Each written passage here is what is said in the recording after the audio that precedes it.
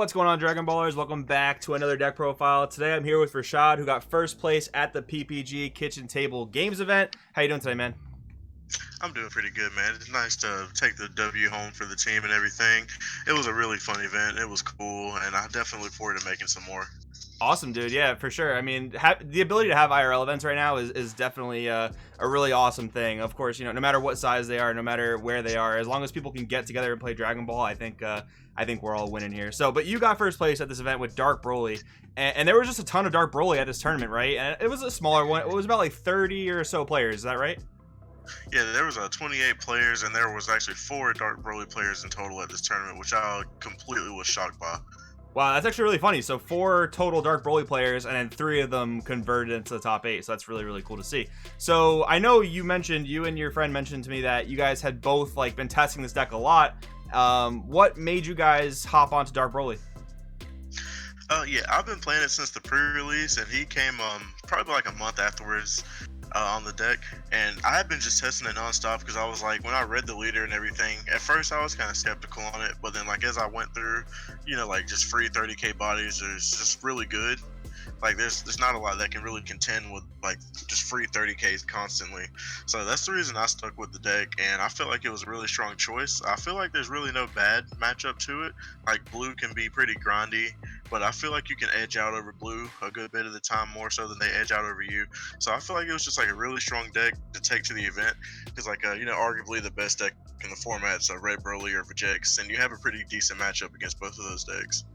Yeah, I can definitely agree with that. I personally think the toughest matchup, and it's not unwinnable by any means, but I do think the toughest matchup for Dark Broly is blue. Just more so decks like SS3 Reboot, or just things that can be like ultra defensive, like Floodgate Negate after Floodgate Negate, then like throw a Baby Hatch in there, and then like a Dimension Magic. That kind of stuff just gets a little bit hard for Dark Broly to push through. But I actually think that the new Demigra card helps with that a lot, because if you can stick him early, you can start ripping their hand apart. But anyways, let's get into the deck profile, and we'll eventually talk about that card. So I don't want to talk about it too much right now.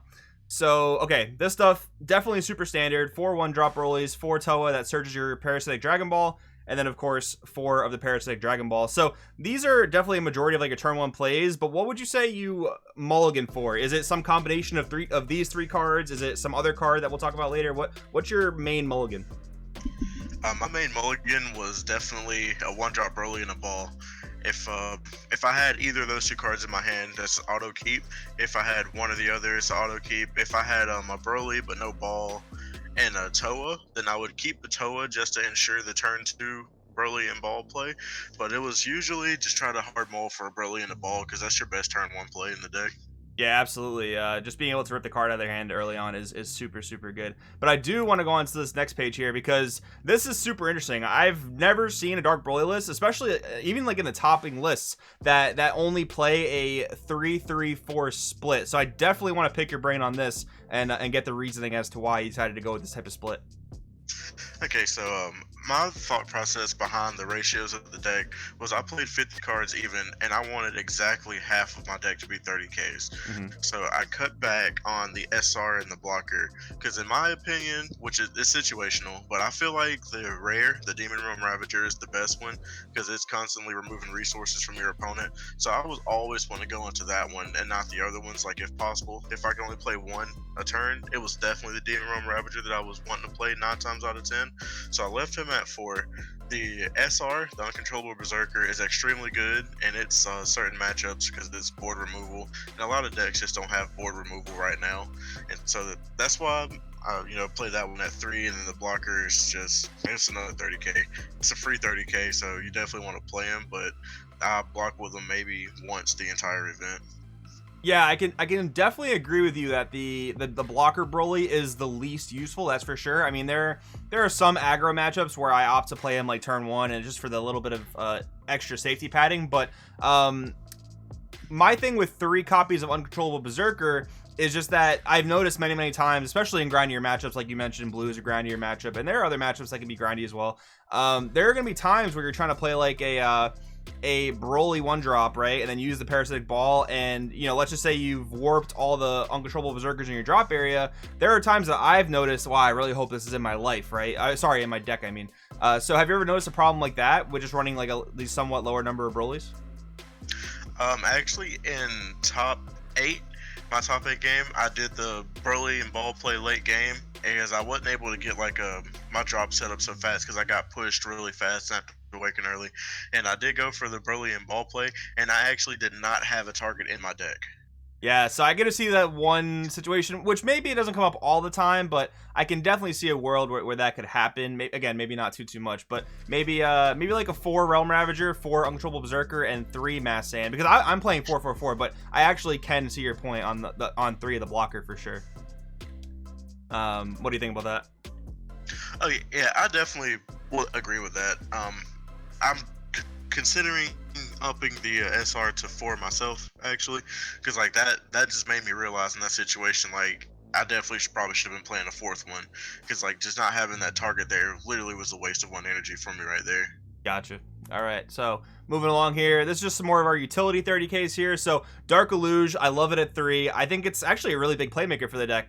Did you notice yourself using it quite a bit? Because actually I've talked to some players and they say like, she's not that useful, but I mean, I see her as a big playmaker. What do you think about her? Now, see, I definitely agree with that point, and I thought it was probably like the second best one drop in the deck. However, I actually did not have to use her ability at all the entire event this weekend.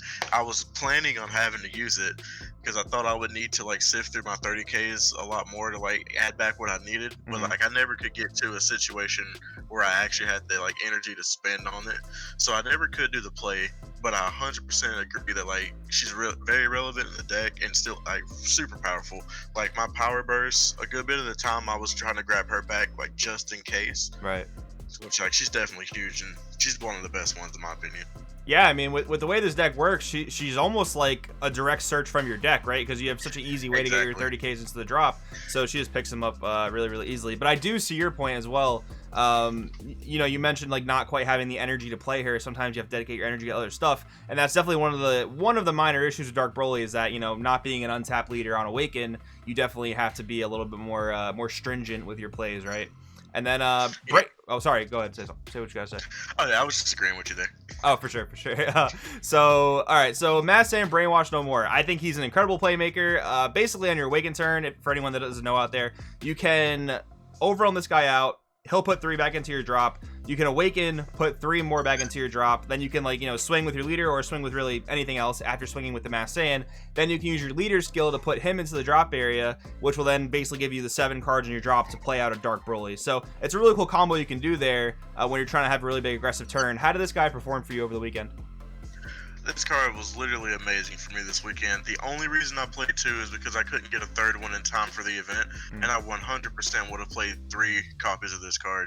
The Overwhelm ability shined way more than the Activate Battle, but the Activate Battle ability actually did save me a couple games, and like this card was just amazing. It overperformed for sure, and I definitely recommend bumping this card to 3 if you have 3 copies of it.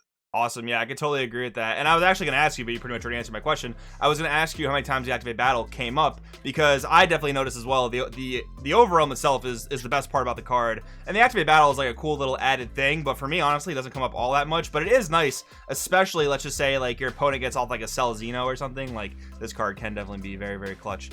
And then I want to ask you about Combat Instincts. So this Bardock here, right? I've been playing Dark Broly for quite a bit of time, just in case anyone's wondering why I'm talking so much about it. But Combat Instincts was a card that, like, in the beginning of my set 11 testing, like, did incredibly well. But I noticed, like, over time, it actually started performing worse and worse. So I'm wondering if you had a similar experience just because you cut it to 1. Yeah, honestly, the card did. It was just okay at best for me this weekend. I used it, I think, one time the entire day, and it was in the finals against my teammate who was also playing the deck. But if you're in grind games like against Blue, the card is really good. Like you want to keep looping him back with the Toa Dark Aura Deluge, because he's really good at that situation. If your game's going long and you're just constantly picking 2 cards out of their hand. My favorite part about playing him was that you choose the cards randomly instead of your opponent choosing. So like snatching 2 negates or a negate and a super combo or something like that out of their hand was like really big. So that's why I cut him down to 1. He was kind of like the secret rare of the deck for me. Like if he came up at a good time, he was good, but definitely wasn't always necessary. Yeah, I can totally see that, and you're absolutely right. Like the hand rip, when you get to select it, even if it's you picking randomly, it's always better than your opponent just, you know, getting rid of the worst 2 cards in the hand, right? So here's a little bit more of like a techie thing here. So 2 Gravy, I want to ask you about first. I like this card a lot in this deck because it's a 0 energy way to refuel your drop and then, you know, be able to make more Dark Broly plays. So I want to ask, was 2 the right number? Did you ever think about 3 or maybe even 4? I feel like the 2 was perfect because how much you sift through your deck and how much you draw with your leader and everything. So I feel like 2 was like really good. I always saw him when I needed him, and so that like was really clutch for me. I could easily see playing 3 of the card if you wanted to bump it up to 3, but I kind of wanted to like keep my numbers rounded out to make sure exactly half was 30k. So I didn't want to like go up too high. Gotcha. Yeah, no, I think 2 is a fine number for sure. I was curious, you know, if you wanted to maybe bump it up or not. But then I want to ask you about Dark Power, Black Mass Sand, and Secret Identity. So these are 2 cards that I haven't seen in a Dark Broly main deck, potentially a side deck, especially more so for like Dark Power, Black Mass Sand. But you know, walk us through why you decided to main deck these cards. Okay, so we'll start with the Secret Identity Mass Sand. This card I actually feel is like extremely strong in this format because like a lot of decks, like I was saying earlier, just don't have generic removal. And if you go second against, let's say, Red Broly, and they open like the God Hand where they get to the 3-drop, the Ba, and the Paragus all on their turn, for you, if you get into your turn, you hit your leader mill, you mill 2 or 3 cards off your leader, and then you do have to waste a couple cards out of your hand, but you can easily set up over 6 on that play, and they usually won't block the leader swing because, you know, they're just expecting a 10k, and they normally just take a hit so they can awaken or maybe combo a card to get out of it. So then you combo out just some fodder that you'll get back later when you awaken to 6, and you overwhelm him, and that literally clears their entire board from their optimal play. So that's why I decided to main deck this card at 2. Also that, and I hadn't tested against the green matchup. I figured it'd be good against Gotenks since they drop the 6 drops and it's easy removal. Also, it's really good in the mirror match, so you get to remove multiple Dark Broly's a turn. So that was my reasoning for that card. And then going on to the Dark Power Black Mass Sand, I main decked him mainly for a source of self-awakening, but also his second auto to where your opponent has to pitch cards for playing stuff 15k or less with a non-keyword skill was like really big, because it also going first against a deck like Red Broly. If you drop him and they don't open the Piccolo Unison, it's now bad for them to Vampa you or bad for them to TP you into a ball because it just makes them neg. So it definitely shined in its certain matchups. It also helped me a lot against Majin Vegeta matchup, and then the self-awakening for stall decks was really huge. So that's why I decided to main deck 3 of those so I wouldn't just auto lose some game ones. Gotcha, yeah, and I can definitely see some situations where he's also pretty good against like blue, right? Especially if they're gonna drop like an Obuni on you. That's definitely another good scenario. It's like turns Obuni off for them. Just tears their hand apart. So moving on to this page, we have 4 super combos, obviously. 3 Makikabora, love it in the main deck. It's another great turn 2 play where you have like a Broly on 1, play Meki on 2, basically turn your opponent's deck off depending on the matchup, and then you basically have to search your Dark Dragon Ball that gets you going into your plays. And then only 1 copy of Demigra here, so I'm definitely curious about that. Why only 1? Okay, so the honest reason I only played 1 is because I couldn't get more in time for the event. Okay, fair enough. 100% would have been playing 3. Gotcha. I definitely recommend playing 3 of this card if you're going to play the deck. That's the sole reason I played 1. Gotcha. Yeah, no, that definitely makes a lot of sense because I in my opinion, it's one of the best cards in the deck in just so many scenarios. It's so good. But I mean, managing to win the tournament with only 1 copy, definitely kudos to you. All right, and then we go on to the negates here. 2 Champas. It's a card that I'm like hit or miss on because there are a lot of scenarios where it's very good, but like you mentioned before, this deck is very energy stringent. So I mean, was this card like MVP for you? Would you 100% like live or die by it, or is it kind of like hit or miss for you as well? The Champa was definitely hit or miss for me, and I tucked it at the bottom of my deck a lot with my super combos when I just felt like it wasn't necessary. So yeah, definitely, if you don't want to play the Champa, it's something you can easily cut out. At the same time, I did kill a couple of my opponents when they had 1 energy because I was playing Champa.